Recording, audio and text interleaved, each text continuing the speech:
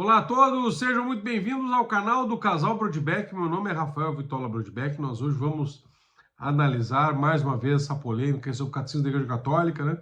Ele mudou a doutrina de sempre, por isso é modernista e deve ser descartado? Ou ele repete a mesma doutrina, apenas que com outras expressões em alguns momentos, ou desenvolvendo a doutrina também, quando não tinha sido desenvolvida em alguns determinados temas, determinados assuntos, que não haviam na época de outros documentos. Afinal, essa celeuma, o Catecismo da Igreja Católica, ele, quando foi promulgado, nós estamos falando da edição típica, nós não estamos falando de uma reforma aí que Francisco fez quanto à pena de morte. Isso é outro ponto, nós podemos gravar outra aula sobre isso depois.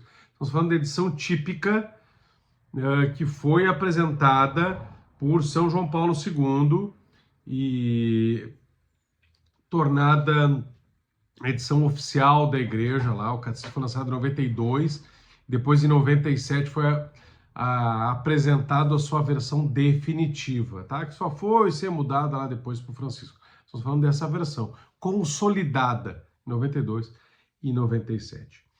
Para nós não fazemos um curso muito longo, nós não temos tempo de tratar disso aí. Existem muitos materiais em inglês, em francês, em espanhol tem alguma coisa também sobre os supostos erros do catecismo, mostrando que não são erros, né? Existe inclusive a abadia do Barreau, né, que é aquele mosteiro beneditino que estava com o Dom Lefebvre, mas não aceitou as sagrações de Ecône em 1988 e, portanto, pediu uma plena comunhão com a Santa Sé e foi reconhecido. É um mosteiro beneditino que celebra exclusivamente um rito antigo e é um guardião do rito antigo, né? Os monges lá estão sempre promovendo o rito antigo e fazendo aquela discussão teológica acerca do Vaticano II.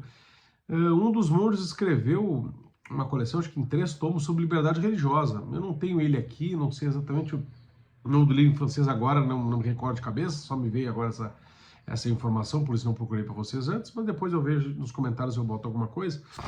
O fato é que existe uma discussão teológica que é um pouco mais aprofundada do que simplesmente fazer acusações na internet, como alguns têm feito. Aliás, essas acusações contra o Catecismo da Igreja Católica, elas são repristinações de acusações ao Vaticano II, que para algumas pessoas, alguns ficam espantados, isso está acontecendo hoje, é porque não viveram no catolicismo nos anos 2000, nos anos 90, né? Notadamente na internet, onde isso acontecia o tempo todo. Nós tínhamos discussões entre tradicionalistas radicais, entre tradicionalistas não radicais, entre o que eles chamam de conservadores ou continuistas, enfim, certo? Defendendo o concílio, ou pelo menos defendendo a legitimidade do concílio, ainda que reconhecendo que determinadas passagens são difíceis, são ambíguas, ou podem, inclusive, quando são pastorais, ter erros, né? E outros querendo cancelar o concílio de uma vez, enfim, essas coisas não são novas. Mas, por outro lado, nós temos alguns jovenzinhos que ficam muito... Alguns ficam perturbados com essas acusações, e aí começam a acusar o outro lado de sede vacantistas, não fazendo as distinções necessárias, e outros que ficam deslumbrados com isso e começam a se transformar em Zé Cruzadinhas. Vocês não conhecem os erros do Vaticano II, que Dom Lefebvre apontou, e a tradição, e... Cara, vocês não eram nascidos aqui, muitos de nós já estávamos estudando sobre isso aí. Tá? Então, eu acho que deve ser feito de uma maneira... a discussão teológica tem que ser feita no momento correto, com as pessoas corretas, no ambiente correto. Nem eu faço parte disso, tá? Tem que ser feito por grandes teólogos, no ambiente correto. Agora, evidentemente que como isso está surgindo na internet novamente, alguma coisa tem que ser levantada para a defesa daquilo que deve ser defendido. E nesse caso, o Catecismo da Igreja Católica, ele precisa ser defendido para mostrarmos que não mudou a doutrina de sempre. Para isso, nós vamos indicar algumas acusações frequentes, tá, que surgem nos fóruns de internet, no Instagram, no YouTube, em livro, como por exemplo agora o Centro Dom Bosco lançou, certo? Acerca do Catecismo da Igreja Católica e dos supostos erros, nós selecionamos alguns aqui que nós vemos acata aqui na internet. Tá? O primeiro, acusações acerca da doutrina do matrimônio. Tá? O que acontece? Acusam o Catecismo da Igreja Católica de ter mudado a doutrina acerca do matrimônio, notadamente quanto a questão dos anticoncepcionais. Isso não é verdade. Vamos ver. Em 1944, a Santa Sé condenou teólogos modernistas que tentavam reformular o conceito de matrimônio, que minimizavam a prole como fim primordial, substituindo por um conceito emocional e subjetivo. Isso de fato aconteceu, tá? Essa tentativa, segundo a acusação, né, daqueles que dizem que o Catecismo da Igreja Católica mudou a doutrina, teria sido absorvida pela Igreja na década de 60 e isso influenciou a Humanae Vitae e o Novo Catecismo, de modo que o Novo Catecismo hoje, o Catecismo de 92, o Catecismo de São João Paulo II, o Catecismo da Igreja Católica, ele abraçaria a tese condenada pela Igreja antes, ou seja, havia uma mudança, uma ruptura com a doutrina tradicional, que sempre colocou a procriação e a educação dos filhos como fim primordial. Então, o Catecismo de Trento, por exemplo, o Catecismo Romano, falaria com clareza sobre gerações de filhos como fim primordial, e o Catecismo Moderno enfatizaria, no número 2368, o bem mútuo, a regulação da procriação por meio de razões justificadas, paternidade responsável, e, portanto, ou teria havido uma substituição das expressões tradicionais, como, por exemplo, de Pio XII, na Casta e Conúbio, de razões graves, por razões justas.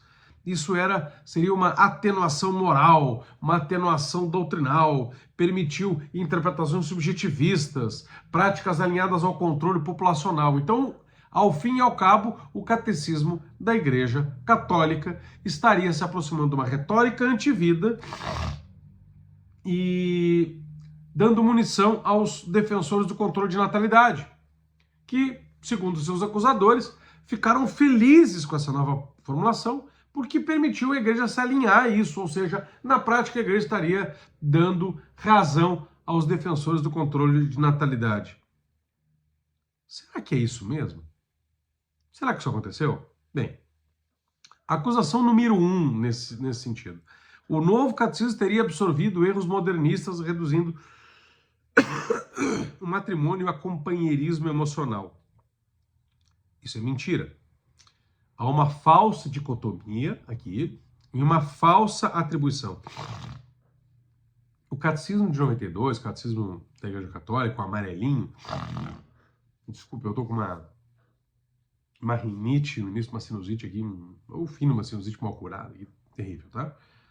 O Catecismo de 92, ele não elimina o fim primordial do matrimônio, que é a procriação. Ele apenas o insere numa visão mais completa, que inclui os bens secundários do matrimônio que nunca foram negados pelo magistério.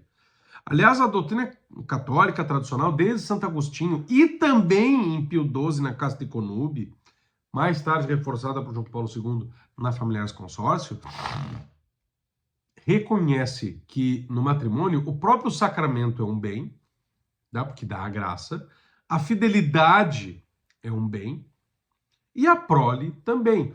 Não é pelo fato de que em alguns documentos se reafirma ou se dá uma primazia à prole que os demais bens não existem. Não, mas nós não estamos falando que eles não existem, nós estamos dizendo que eles não são o principal. A questão é que o catecismo não nega que ele seja principal. Ele está simplesmente inserindo-o num contexto mais amplo, num desenvolvimento natural da doutrina. A doutrina não muda.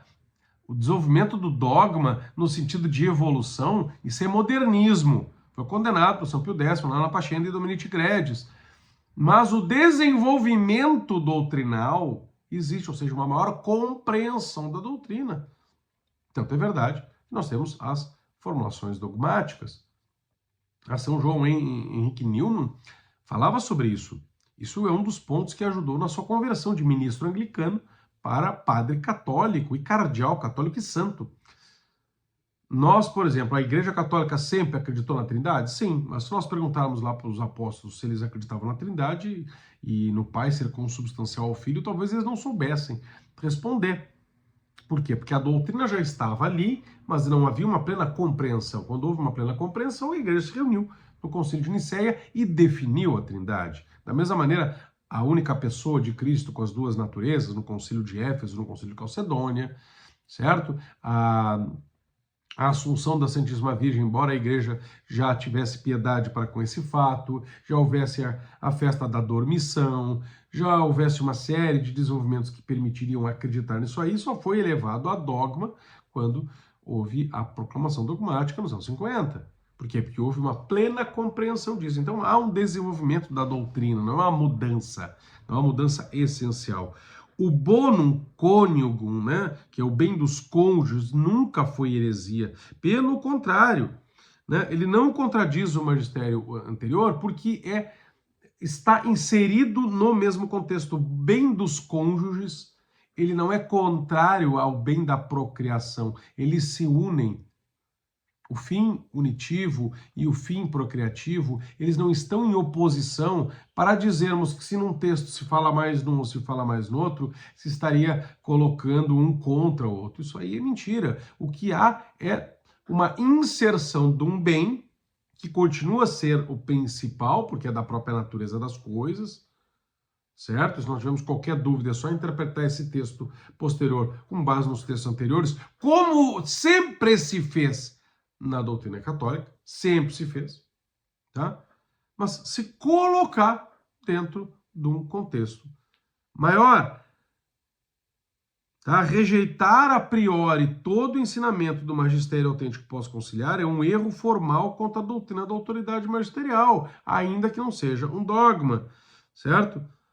Então, reconhecer esse bem dos cônjuges como um dos elementos essenciais do matrimônio é uma reafirmação em continuidade com a tradição que os cônjuges devem buscar não apenas o bonum prolis, né, o bem da prole, mas também o auxílio mútuo na vida moral, na vida espiritual, na vida temporal, né, o mutuum adiutorium, que isso aí está nas epístolas de São Paulo, por exemplo. A fidelidade indissolúvel como um remédio contra a concupiscência, a igreja sempre afirmou isso, né? Remedium concupiscentiae, né? Os três bona matrimoni clássico, conforme ensinam Santo Agostinho e Santo Tomás de Aquino. Portanto, acusar o catecismo da Igreja Católica de heresia por mencionar o bem mútuo e colocar o bem dos cônjuges num contexto maior é uma falsa atribuição e nega a continuidade legítima do magistério. A acusação 2 entra nesse ponto do matrimônio.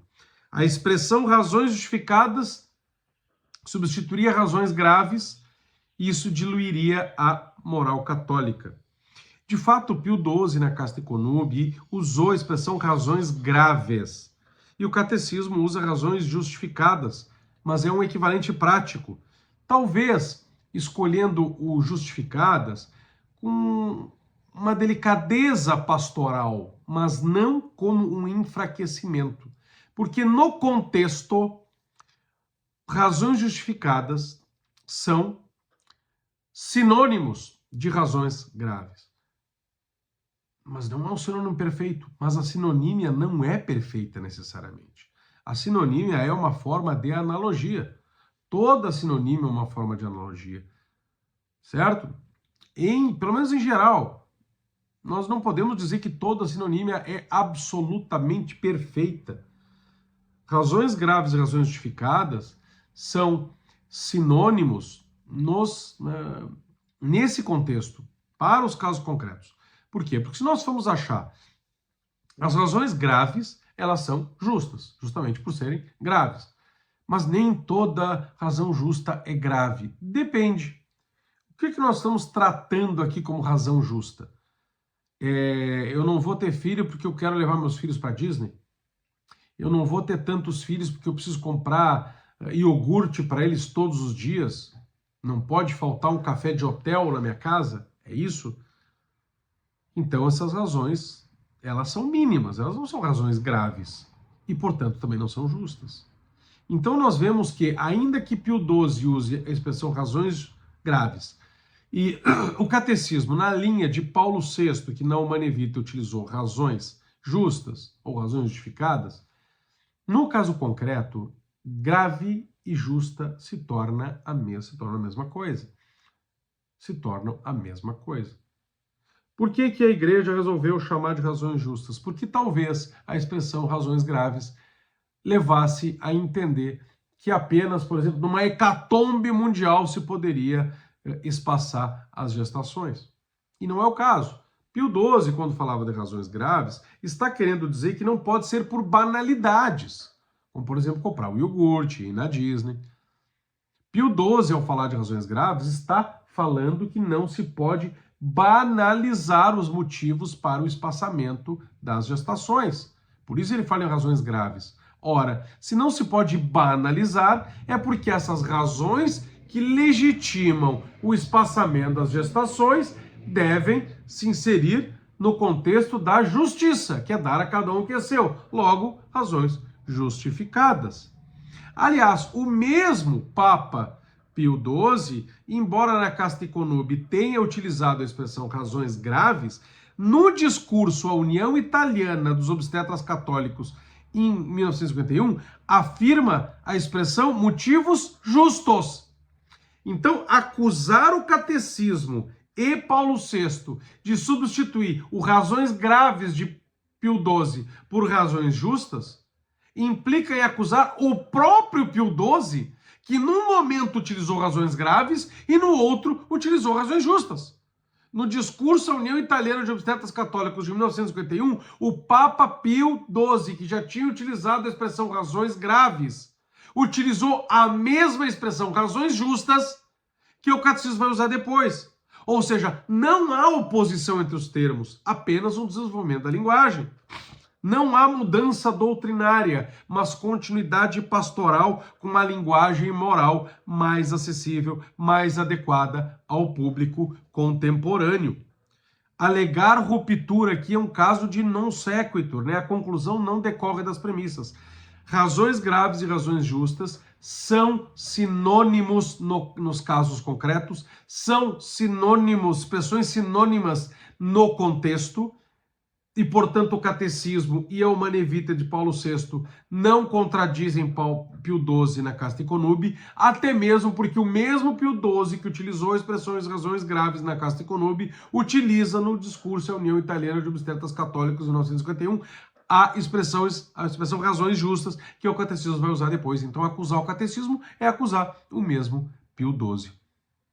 Dizer que o catecismo é contra Pio XII é afirmar que Pio XII é contra Pio XII. A terceira acusação nesse ponto é a de que a igreja teria se alinhado à retórica antivida dos globalistas. Ou seja, é um absurdo dizer isso, porque quando o catecismo está repetindo a Humanae Vitae, e aí, claro, esses críticos do catecismo vão criticar a Humanae Vitae também, dizendo que razões justas é diferente de razões graves. Nós já mostramos que são a mesma coisa, e que, portanto, atacar o catecismo e atacar a Humanae Vitae de Paulo VI é um absurdo, certo? Mas eles dizem que a expressão razões justas,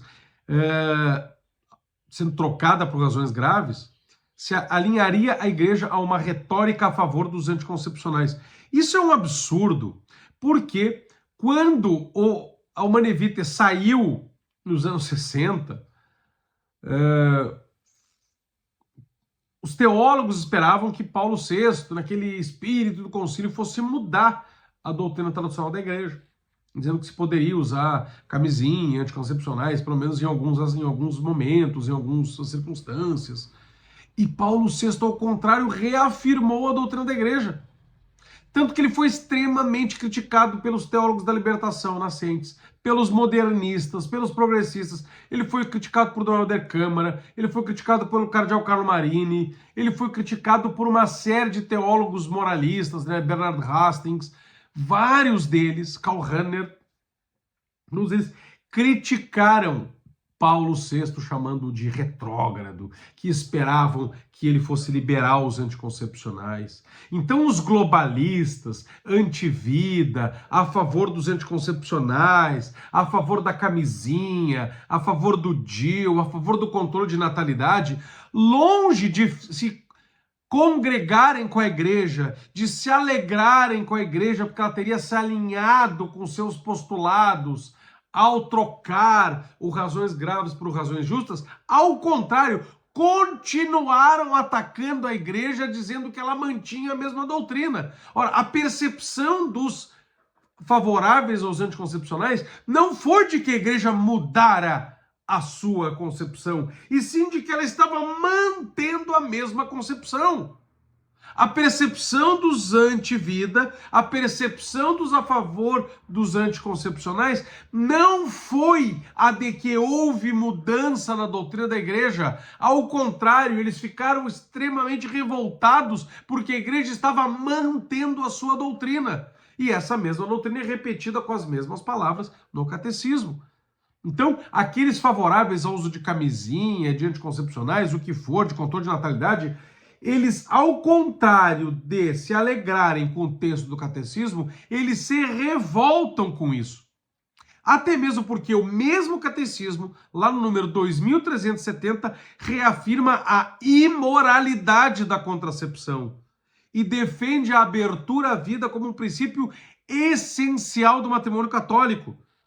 O uso de métodos naturais, com discernimento e por causas justas, que o catecismo abraça, como a Humanae Vitae também abraça, por exemplo, o método Billings, já era abraçado lá pela Casta Connubii de Pio XII. Pio XII.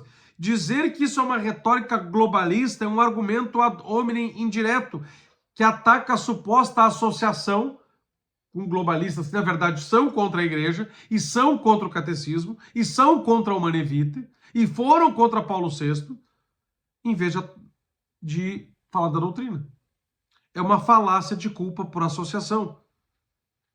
Aliás, esse tipo de crítica ignora o conceito teológico de paternidade responsável, termo presente inclusive na Humanae Vitae, que retoma as mesmas condenações da igreja que Pio XII já tinha feito lá na Casta Connubii. A acusação de que o catecismo da Igreja Católica de 92, de João Paulo II, estaria intencionalmente ou não legitimando práticas e linguagens semelhantes às dos movimentos globalistas, defensores dos anticoncepcionais, defensores da redução da natalidade, é completamente absurda e irrefutada pelos próprios fatos históricos. Ao empregar expressões como bem dos cônjuges, reafirmar a responsabilidade dos esposos na abertura à vida, o catecismo estaria adotando uma terminologia ambígua que agradaria os promotores da mentalidade anticoncepcional, abrindo margem para um suposto alinhamento retórico e teórico com as agendas progressistas e contraceptivas. Nada poderia ser mais distante da verdade. Foi justamente pela doutrina clara e intransigente de Paulo VI na Humanae Vitae, que foi louvada por muitos tradicionalistas, inclusive, e atacada pelos progressistas na época, inclusive, que é a mesma doutrina presente no catecismo, que a cita, né? Ela gerou, naquela época, como eu já disse, uma série de escândalos, revoltas, rejeições. Paulo VI não foi elogiado pelo mundo, ele não foi elogiado pela mídia, ele não foi elogiado pelos progressistas, ele não foi elogiado pelos defensores da camisinha e dos anticoncepcionais, ele não foi aprovado pelos inimigos da igreja, ele foi acusado de insensibilidade pastoral, de obscurantismo, de ignorar os avanços da psicologia moderna, de ignorar os avanços da ciência, de não entender que se remédios anticoncepcionais e camisinhas foram inventadas é porque Deus permitiu isso mediante o desenvolvimento da ciência para o bem do homem. Ora, o catecismo, ao reafirmar palavra por palavra a doutrina da Humanae Vitae, que foi atacada pelo mundo, jamais poderia ser acusado de ceder aos mesmos inimigos que eram inimigos da Humanae Vitae. Ao contrário, os globalistas, os ideólogos do controle populacional, as fundações abortistas, os defensores da contracepção, até hoje continuam combatendo a Igreja Católica, não por causa da Casta Connubii, não por causa de Pio XII, não por causa de alguns da Fraternidade de São Pio X, e sim a Igreja Católica em si, o Papa, os bispos em união com o Papa, a Humanae Vitae de Paulo VI, o Catecismo da Igreja Católica, porque o catecismo justamente continua sustentando com firmeza a abertura à vida. Quando nós falamos que nós temos vários filhos, que nós somos abertos à vida, nós não vamos procurar uma moral lá dos anos 40 e 50 apenas. Nós justificamos com base no catecismo atual. Ah, mas vocês são os católicos lá dos anos 30, 40, né, que naquela época não podia. Não! O catecismo atual diz isso. Nós nos baseamos no catecismo atual para sermos abertos à vida. Ah, mas as razões são justas. Não vamos voltar àquilo que nós já vencemos, pessoal. Razões justas, razões graves, nós já vencemos, já mostramos que são a mesma coisa e que o próprio Pio XII utilizou isso. A igreja continua defendendo a imoralidade intrínseca de qualquer ação que vise impedir a procriação. Portanto, afirmar que os promotores da cultura de morte ficaram satisfeitos com o conteúdo do catecismo ou da Humanae Vitae não é apenas falso, é uma inversão da realidade. Estes mesmos setores que criticavam Pio XII lá na Casta Econômica continuam criticando Paulo VI na Humanae Vitae e João Paulo II, Bento XVI, Francisco e agora Leão XIV com o Catecismo da Igreja Católica, precisamente porque a igreja não cedeu nem na doutrina e nem na linguagem. Dizer que a igreja se alinhou aos globalistas ao mudar, porque ela não mudou, mas ao utilizar razões justificadas em vez de razões graves, é uma mentira histórica e teológica. Certo? Mais algumas acusações. O Novo Catecismo teria abandonado a doutrina de Trento no tocante ao matrimônio. Né? Ora, o Catecismo de Trento, o Catecismo Romano, ele é um documento doutrinal importantíssimo, que eu uso na catequese dos meus filhos, que eu uso na catequese dos meus alunos, mas ele não foi feito para cobrir todos os aspectos da pastoral e da vida conjugal, e sim daquela época, onde os problemas que se apresentavam eram outros, notadamente os ataques dos protestantes. O escopo do Catecismo Romano, o Catecismo de Trento, era defender a Igreja Católica, a doutrina católica, dos ataques dos protestantes. Então, quando ele fala do matrimônio, ele até fala do matrimônio de uma maneira geral, fala dos bens, mas o escopo, a finalidade, a preocupação do Catecismo Romano era denunciar os erros protestantes quanto ao sacramento do matrimônio. O que Lutero, o que Calvino, o que Zwinglio, o que os anabatistas, o que todos esses primeiros protestantes diziam acerca dos sacramentos em geral e do sacramento do matrimônio em particular. É isso que precisava ser defendido. Certo? Essa era a ênfase. Já hoje, nós temos outras ênfases. Hoje o grande inimigo não é o protestantismo, mas o agnosticismo, o ateísmo, o relativismo religioso, o indiferentismo religioso. Nós não estamos falando hoje de protestantes que, embora neguem o matrimônio como sacramento, ainda acham que ele é uma grande bênção, que o Deus criou o homem e a mulher, que o homem e a mulher devem se casar, devem ter filhos. Era esse protestantismo contra o qual nós nos insurgíamos na época do Catecismo de Trento. O problema era esse. Hoje nós temos outro problema. O problema naquela época eram protestantes que negavam que o matrimônio fosse sacramento, mas ainda assim louvavam o matrimônio. Diziam que o matrimônio era um rito que Deus queria, que foi estabelecido por Deus, que tinha que ter o pastor ali, que era para o bem dos cônjuges, que era para ter filhos, que era para ele se amar, que era um contra o divórcio. Então, a preocupação do Catecismo de Trento não era contra a sacralidade do matrimônio, mas quanto a seu aspecto sacramental.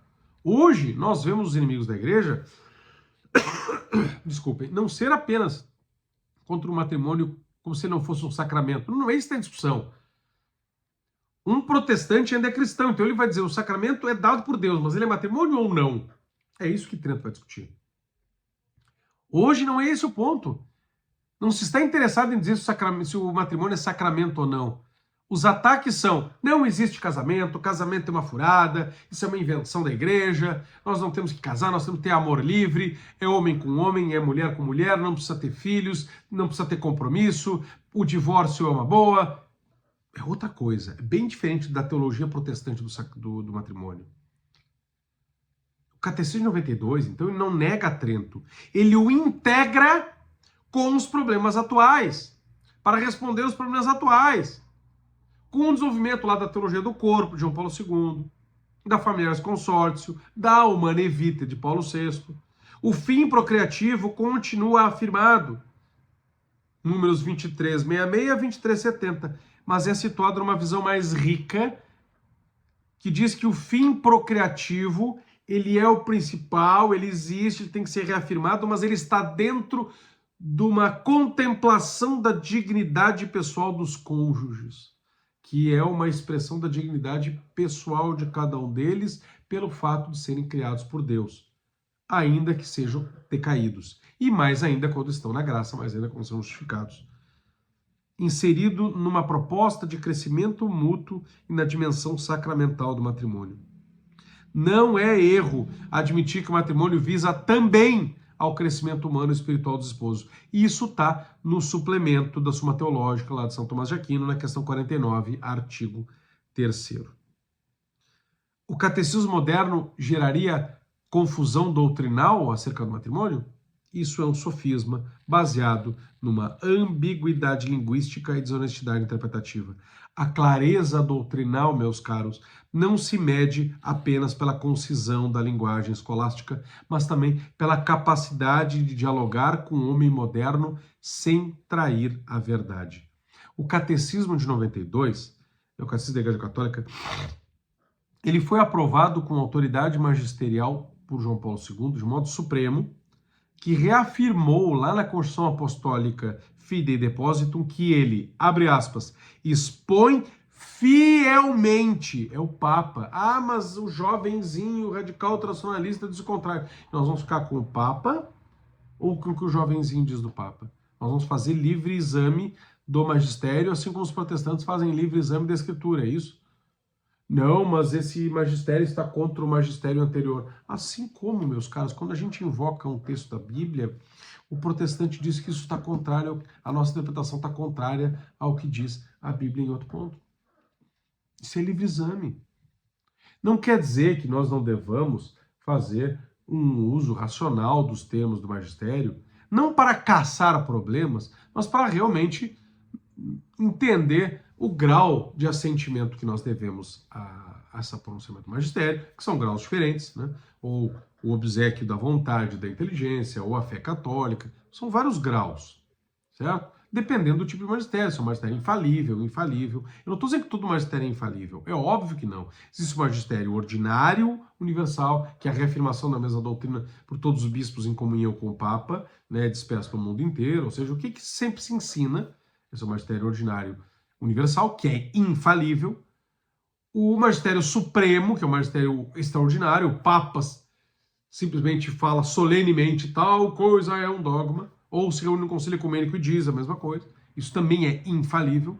E existe aquele magistério corriqueiro do dia a dia, que é o Papa dando um discurso, escrevendo uma encíclica. Às vezes na encíclica está o magistério ordinário, infalível. Às vezes na encíclica está o magistério extraordinário, também infalível. Mas na maioria das vezes está ali as suas interpretações, que são autênticas, que são fiéis. Nós chamamos isso de magistério meramente autêntico. Não é infalível, é falível. Portanto, nós não devemos esse magistério autêntico, meramente autêntico, ou ordinário não universal, como alguns outros teólogos falam, nós não devemos fé divina e católica, não devemos fé a esse. Não é esse assentimento que nós devemos ao magistério meramente autêntico, não é fé, mas um obséquio religioso da vontade da inteligência, ou seja, uma submissão. Desde que nós não tenhamos razões fundamentadas, graves, teologicamente certas, e as exponhamos no foro adequado e com respeito. Ora, expor no foro adequado, com respeito, tendo razões teológicas, é algo que poucas pessoas podem fazer. Não é o jovenzinho de internet recém-convertido que vai no Instagram xingar muito, né? E dizer que a igreja está errada por isso, aquele outro, porque o magistério anterior falava tal coisa, vocês não entendem nada, Marcelo Lefebvre. Não é assim que funciona. Não é assim que funciona. Mesmo quando nós encontramos um determinado ponto que parece estar em discordância com a matéria precedente, nós temos que fazer um esforço de caridade hermenêutica e integrá-lo no que sempre a igreja sempre ensinou. Se ainda assim nós tivermos dificuldades, nós podemos tentar suspender o juízo. Se ainda assim nós continuarmos com dificuldades de consciência, e nós então, o que fazemos? Vamos estudar e expor razões teológicas pelas quais nós não concordamos com aquilo, desde que não seja magistério infalível, desde que seja magistério falível, né? Magistério meramente autêntico. Então aí nós temos razões teológicas, lógicas, racionais e expostas com respeito. Ora, dizer o catecismo está cheio de erros, mudou a doutrina para se alinhar aos globalistas, isso não é fazer crítica teológica, e muito menos crítica teológica com respeito. Ainda mais quando nesta Fidei Depósito, que é a Constituição Apostólica pela qual foi promulgado o Catecismo da Igreja Católica, João Paulo II diz que ele expõe fielmente o ensinamento da Sagrada Escritura, da tradição viva e do magistério autêntico da Igreja. Chamar o catecismo de confuso é irresponsável e gravemente injusto. Uma espécie de desacato ao magistério ordinário universal que ele representa. Conclusão nessa parte aqui do matrimônio é que as acusações, embora partam de uma legítima preocupação com a fidelidade doutrinal, carecem de rigor teológico. Incidem em várias falácias lógicas, erros de interpretação magisterial e acabam por opor falsamente o catecismo moderno à tradição, quando na verdade há desenvolvimento legítimo e harmônico conforme os critérios estabelecidos lá por São Vicente de Lérins, né? Eodem sensu eademquem sententia. Temos algumas outras acusações acerca da moral. Falamos do matrimônio, agora acerca da moral. Acusação geral acerca da moral no Catecismo da Igreja Católica. O Catecismo moderno introduziu alterações morais sutis que afastam do ensinamento tradicional da Igreja, com forte influência do pensamento modernista, da moral progressista que penetrou no Concílio Vaticano II, que era pastoral, resultando numa moral nova, numa fé enfraquecida, num antropocentrismo velado. Essa é a acusação geral, que se desdobra em acusações específicas. A acusação número 1, o homem como fim da sociedade, isso estaria no Catecismo número 1881. O catecismo declararia que a pessoa humana é e deve ser o princípio, o sujeito e o fim de todas as instituições sociais. Isso está no catecismo. A pessoa humana é o fim, princípio, sujeito, né, de todas as instituições sociais. Isso acaba colocando o homem no centro e não Deus. Porque a pessoa humana, o princípio, o sujeito e fim das instituições sociais, não, é Deus que deveria estar. Ou seja, isto seria uma forma de secularismo, de humanismo imanente, em que Deus é removido da sociedade e substituído pela pessoa humana. A segunda tese, no número 1789, uma visão subjetiva da caridade. O catecismo ensina que a caridade passa sempre pelo respeito do próximo e da sua consciência. Isso seria uma redução subjetivista da caridade, como se o amor ao próximo não estivesse subordinado ao amor a Deus. Como conclusão, o catecismo moderno distorceria, assim, a natureza teológica da caridade, que é uma virtude teológica, teologal, e deve sempre se ordenar a Deus. A acusação 3, uma moral nova para agradar o homem novo, o homem moderno. O catecismo da Igreja Católica introduziria notas claras do pensamento progressista. Apresenta uma moral nova, não baseada nas verdades imutáveis, mas adaptada à mentalidade moderna e, portanto, vazia de Deus. Conclusão, essa moral refletiria mais o espírito da época do que a tradição perene da Igreja, e isso mina sua fé e sua expressão doutrinal objetiva. É isso? Vejamos. O homem como fim da sociedade, no Catecismo 1881, realmente está escrito lá: a pessoa humana é e deve ser o princípio, o sujeito e o fim de todas as instituições sociais. Mas será que isso é colocar o homem como centro? Isso é um erro. Há aqui, nessa acusação errada, uma falsa oposição entre Deus e o homem no fim da sociedade.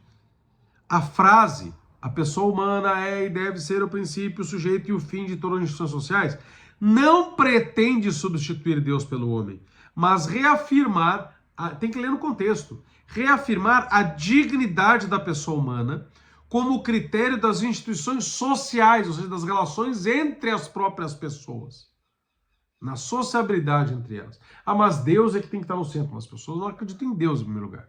Então, nós estamos falando que mesmo entre os ateus, o homem é que tem que ser reafirmado como digno, e não o cachorro.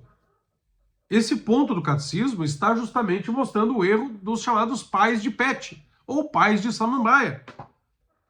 E isso está em consonância com a doutrina social da igreja, desde a Rerum Novarum.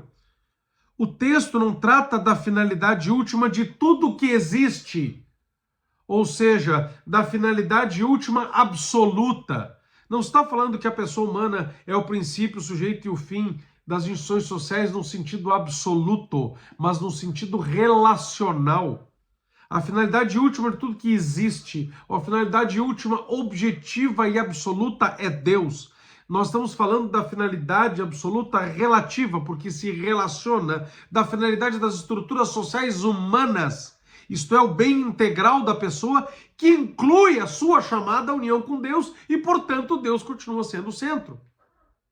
O magistério está dizendo, a economia, a política, a cultura devem estar a serviço do homem.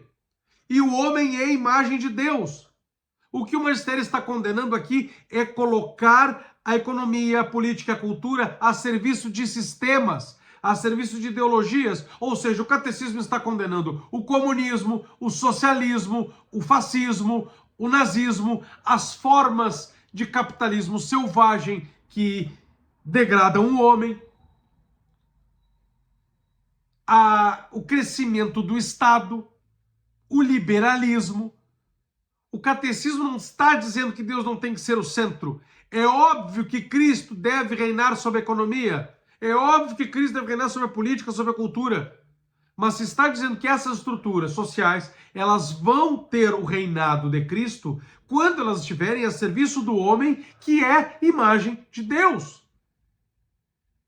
O catecismo não está negando o reinado social de Cristo, que aliás ele reafirma em outras passagens. Ele está condenando os sistemas totalitários e as ideologias.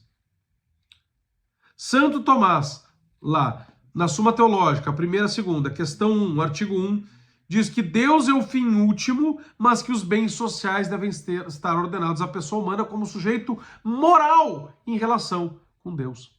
O catecismo da Igreja Católica recupera e desenvolve, portanto, um ensino absolutamente tomista, um magistério absolutamente em consonância com o disposto na Suma Teológica de Santo Tomás de Aquino.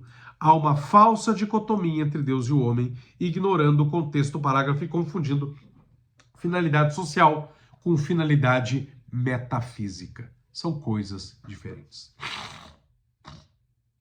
Refutação à acusação 2, né, de que é uma visão subjetiva da caridade, lá no Catecismo 1789, a caridade passa sempre pelo respeito para a sua consciência. Bem, esse parágrafo trata do discernimento moral da consciência.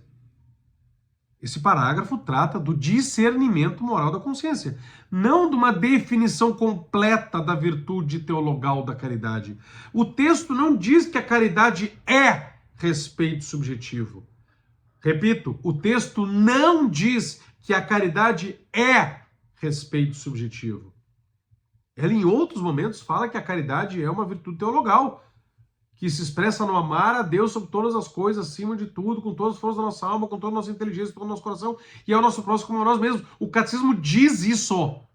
O catecismo diz isso ao tratar da virtude teologal da caridade.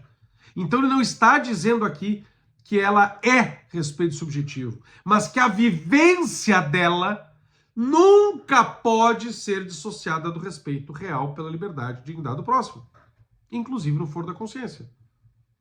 Porque a liberdade, a verdade tem que andar com a caridade, com a liberdade, com o respeito.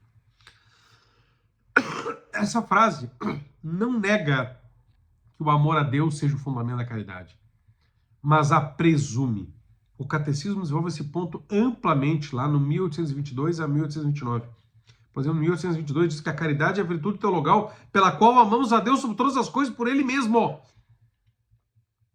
Ou seja, dizer que o catecismo está dando uma visão subjetiva da caridade, dizendo que ela é o respeito subjetivo e não o amor a Deus, é mentira.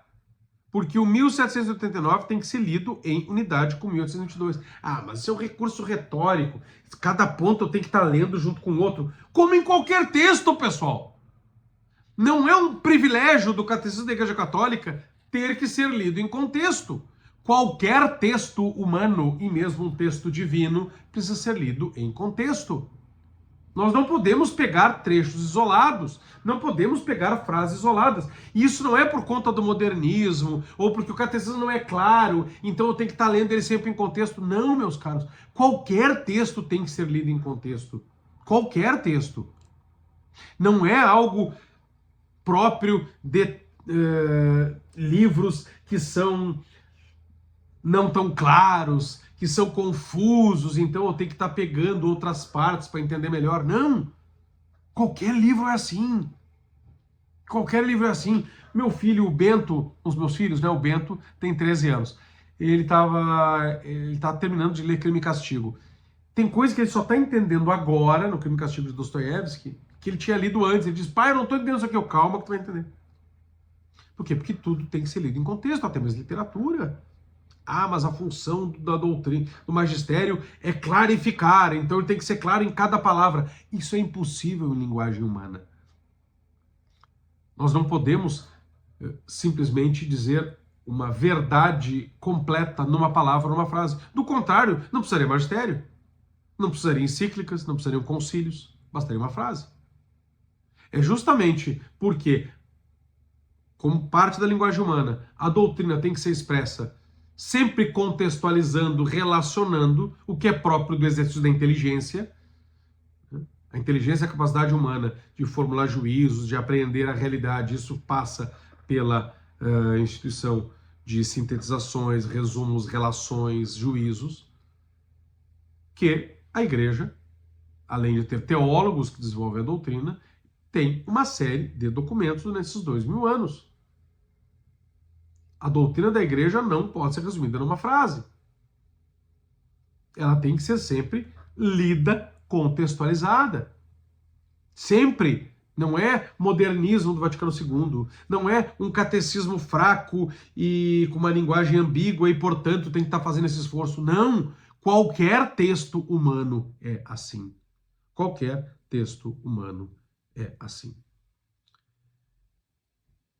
Esse ponto do catecismo ele é reafirmado por Santo Tomás, lá na Suma Teológica, segunda, artigo 1º lá da questão 25. O amor ao próximo é a consequência do amor a Deus.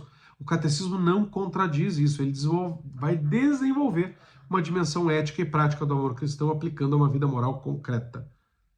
Certo? E agora a refutação, a acusação terceira nessa questão moral, que é uma nova moral para um novo homem, para uma fé enfraquecida. O catecismo se afasta da doutrina tradicional e insinua ideias progressistas. Bem, o catecismo foi aprovado por meio da Fidei Depósito, que eu já li aqui, o propósito de expor com fidelidade o conteúdo da fé. Em continuidade com o Vaticano II, com o Vaticano I, com o Trento, com todos os outros concílios. A própria Fidei Depósito declara: o catecismo é uma exposição fiel e orgânica da doutrina católica, iluminada pela tradição e pelo magistério. Ou seja, eu tenho que ler sempre de acordo com o magistério precedente, eu tenho que ler sempre de acordo com a tradição, eu tenho que ler sempre de acordo com a Sagrada Escritura. O uso da linguagem mais pastoral, talvez nesse ponto mais voltado à dignidade da pessoa humana, pode ser alvo de crítica? Pode. Eu acho que a igreja não escolheu a melhor forma. Feito de uma maneira educada, respeitosa, submissa e com razões teológicas, não por percepções apenas de jovenzinhos headthreads de internet, tá? Isso não significa progressismo teológico, mas uma exposição, de outro modo, do ensinamento imutável. O catecismo reafirma com clareza a condenação da contracepção, a condenação dos atos homossexuais, portanto, não é uma moral relativista. Se ela quisesse uma moral relativista, ela não tinha feito essa condenação aos atos homossexuais. Está lá no número 2357. O catecismo afirma o pecado original, afirma a necessidade da graça, afirma a importância da penitência, afirma o sacrifício da missa, afirma que o casamento é entre homem e mulher. O catecismo afirma, e João Paulo II vai falar isso lá na Veritatis Splendor, quanto à objetividade da moral. Como é que o catecismo e João Paulo II vão ser relativistas se eles falam explicitamente da objetividade da moral e dizem que um dos males do mundo moderno é a moral subjetiva? O catecismo condena a moral subjetiva. João Paulo II, na Fides et Ratio e na Veritatis Splendor, condenam a moral subjetiva. Esse equívoco hermenêutico, que é confundir desenvolvimento legítimo com ruptura, e uma falácia de má-fé interpretativa, que é ler o catecismo como ideológico sem considerar o todo doutrinal, e não só aquelas frases, e a sua fidelidade explícita ao magistério no conjunto, levam a essas distorções, acusando o catecismo. Essas críticas incorrem numa falsa dicotomia entre Deus e o homem, entre tradição e magistério, incorrem em ignorância ou distorção de contexto ao interpretar frases e parágrafos isolados do catecismo, em negação implícita da autoridade magisterial legítima ao desautorizar um catecismo aprovado por um papa e redigido por bispos em comunhão com o papa, coordenado por ninguém menos que o cardeal Ratzinger, depois Papa Bento XVI, e incorrem também em tendência ideológica ao ler o magistério pós-Vaticano II sob a ótica de uma ruptura em vez de uma continuação orgânica. Vamos terminar por aqui, tá? Esse nosso vídeo sobre o catecismo da Igreja Católica ter mudado ou não a doutrina de sempre, e portanto deve ser descartado, já mostramos que não. E hoje nós tratamos da teologia moral e da teologia do matrimônio.